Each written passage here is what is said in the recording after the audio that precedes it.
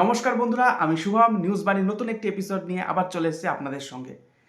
আজকে আমরা নতুন একটা তথ্য আপনাদের দিতে চলেছি। এই তথ্যটা কিন্তু অনেকেই আপনারা জানেন। বিষয়টা হচ্ছে ২ দিন আগেই সি ভোটার ইন্ডিয়া টুডে একটা সমীক্ষা আপনাদের সবার সামনে, আমাদেরও সবার সামনে নিয়ে আসে। সেই সমীক্ষায় কিন্তু যা ইঙ্গিত এসেছিল সেটা স্পষ্ট, তৃণমূল আবার ক্ষমতায় আসতে চলেছে। সেই সমীক্ষা স্পষ্টভাবে সেটা দেখিয়ে দিয়েছে, কারণ বিরোধী দল বিজেপির থেকে তৃণমূল আসন সংখ্যা অনেকটাই বাড়িয়ে দেখানো হয়েছে। এবার বিষয়টা কিন্তু সেটা নয়, এর মধ্যে কিন্তু অনেক অঙ্ক লুকিয়ে রয়েছে। আমরা যদি শেষ ভোটের দিকে তাকাই, তাহলে বিজেপির ভোট শেয়ার ছিল ৩৮ থেকে ৩৯%, আর তৃণমূলের ভোট শেয়ার ছিল ৪৫ থেকে ৪৬%-এর মধ্যে। সি ভোটার এখানে কিন্তু মারাত্মক একটা ইঙ্গিত করে দিয়েছে। বিজেপির ভোট শতাংশ সেটা ৪২% পর্যন্ত যেতে পারে, আর এতেই শুরু হয়ে গেছে রাজনৈতিক কুটকচালি। কারণ পশ্চিমবঙ্গের একটা রাজনৈতিক কথা রয়েছে এর মধ্যে।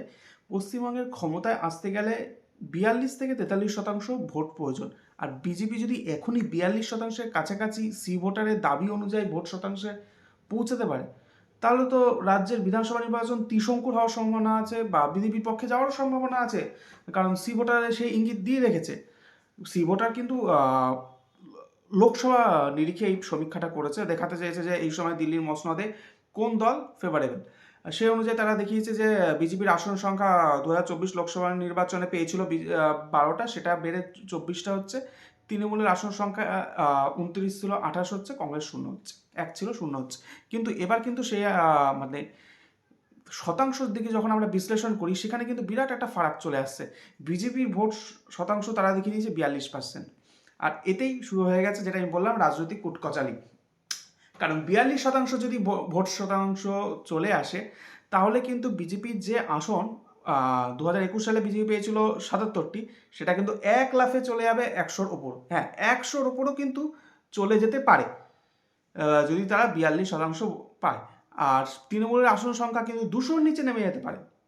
ফলে এখানে কিন্তু একটা বড় ইঙ্গিত দিয়ে রেখেছে। তারা অবশ্য তারা অ্যাসেম্বলির নিরিখে করেনি, লোকসভা নিরিখে করেছে, এটা আমি আগেই বলেছি। ফলে এই জায়গাটা একটা অস্পষ্টতা থেকে আছে, ঠিক কতগুলো আসন এদিক আর ওদিক হতে পারে। এখন অবধি আমাদের কাছে যেসব সংস্থাগুলির সমীক্ষা লাস্ট ১-২ সপ্তাহ এসেছে, তার মধ্যে সি ভোটার কিন্তু সবচেয়ে একটা নামকরা সংস্থা বলা যেতে পারে, যেটা আমরা খাঁটি বাংলা ভাষা বলি নামকরা সংস্থা। তার কারণ আরও যেসব সংস্থাগুলো এসছে, তারা বিজেপিকেও অনেকটা আসন দিয়ে রেখেছে, কেউ তৃণমূলেও দিয়ে রেখেছে। এগুলো কিন্তু আমার ব্যক্তিগত মতে অত ভরসাযোগ্য নয়। কারণ এক্সিট পোল আমরা যতই দেখেছি শেষ আহ, কয়েকটি নির্বাচনের ক্ষেত্রে, সেটা হয় বিধানসভা নির্বাচন হোক, লোকসভা নির্বাচন হোক, সেখানে কিন্তু মেলেনি, একটা অদ্ভুত অ্যাডনর্মাল ফিগার চলে এসেছে। আমরা লোকসভা নির্বাচনে বিজেপির দাবি ছিল হচ্ছে ৪০০-র বেশি আসন পাবে, সেখানে আমরা কি দেখলাম, বিজেপি ৩০০ টপকাতে পারেনি। জোট সঙ্গীদের নিয়ে সে কোনো রকমে ম্যাজিক ফিগারের দিকে এগোতে হয়েছিল। জোট সঙ্গী বলতে নীতিশ কুমারের দল, আর ওইদিকে অন্ধ্রপ্রদেশের নাইডু আবির দল। তারপর ২০২১ সালে এরকম অনেক কিছু অ্যাডনর্মাল ফিগার এসেছিল বলা যেতে পারে, এক্সিট পোল ওপিনিয়নের ক্ষেত্রে। আচ্ছা, ওপিনিয়ন পোল ভোটের আগে যে ফলটা বেরোয় সেটাকে বলে ওপিনিয়ন পোল। এক্সিট পোল কোনটাকে বলে? এক্সিট পোল ভোট মিটে যাওয়ার পরে, ভোট হয়তো লাস্ট দফার ভোট যখন ৬টার সময় শেষ হয়ে যায়, তার পরের থেকে যে কটা সমীক্ষা বের হয়, সেগুলোকে বলা হচ্ছে এক্সিট পোল। ওপিনিয়ন পোল হচ্ছে মানুষের ভোটের আগে মানুষের মনে কি চলছে সেটা নিয়ে। এক্সিট পোল হচ্ছে বুথ ফেরত সমীক্ষা, যেটা আমরা বাংলায় বলি। বুথ ফেরত বুথ থেকে ফিরে আসার পর মানুষরা কি জানাচ্ছেন। আচ্ছা, এবার বিষয়টা হচ্ছে যে ২০২১ সালে যেগুলো এসেছিল, বিজেপির দাবি ছিল যে ক্ষমতায় আসবে, কিন্তু দেখা যাচ্ছিল যে বিজেপির যে আসন সংখ্যা যেটা বাস্তবে এসছে অনেক কম, অনেকটাই কম। তার ফলে তখন থেকে এক্সিট পোলের যে এক্সিট পোল নিয়ে মানুষের মধ্যে একটা প্রশ্নচিহ্ন থেকে গেছিলো। যাই হোক, এবার ২০২৬ বিধানসভা নির্বাচন হয়তো আর ১ থেকে ১.৫ মাস পরে ঘোষণা হবে। তারপর পর্যায়ক্রমে বাকিগুলো শুরু হবে, বাকি দফাগুলোর ভোট নেওয়া দেওয়া শুরু হবে। কিন্তু কিন্তু এখনো অবধি কোনো বড় সংস্থা কিন্তু কোনো ওপিনিয়ন পোল নিয়ে আসেনি। সি ভোটার যেটা নিয়ে এসেছে সেটা লোকসভা নিরিখে নিয়ে এসে, আমি আপনাদের আগেই বলেছি। সেই সি ভোটার বলেছে যে বিজেপি এই মুহূর্তে ৩৯% রয়েছে, ৩৯% রয়েছে, কিন্তু তাদের সমীক্ষা অনুযায়ী সেটা বেড়ে ৪২% হতে পারে। তৃণমূলের ক্ষেত্রে তারা ওই হয়তো ১% হয়তো কমাতে পারবে, তৃণমূলের ফিগারটা একটু ইয়ে করেনি। তবে কংগ্রেস আর লেফটের সেরকম কোনো তুলনামূলকভাবে তারা দেখাতে পারেনি যে খুব একটা বাড়ছে। আবার হুমায়ুন কবিরের কোনো ফ্যাক্টরও তারা কিন্তু দেখাতে পারেনি। এটা একটু অবাক। যদি হুমায়ুন কবির ফ্যাক্টর, ওরা যেহেতু লোকসভা সিভোটা যেহেতু লোকসভা নিরিখে এই সমীক্ষাটা চালিয়েছে, সেখানে হুমায়ুন কবির সেভাবে ফ্যাক্টর হওয়ার কথা নয়। কারণ একটা লোকসভা আমাদের 7টা বিধানসভা। হুমায়ুন কবির 1 মাস আগে দল করে এত বড় ক্ষমতাশালী হয়ে যায়নি একটা লোকসভাকে মানে কন্ট্রোলে আনতে পারবেন এখন অবধি। যাই হোক, তবে হুমায়ুন কবির বিধানসভার ক্ষেত্রে কিন্তু এখনও বলা যেতে পারে কয়েকটা বিধানসভা এখনও ভোট কাটা বা ভালো ফলাফল করার জায়গায় এখনও অবধি তিনি রয়েছেন।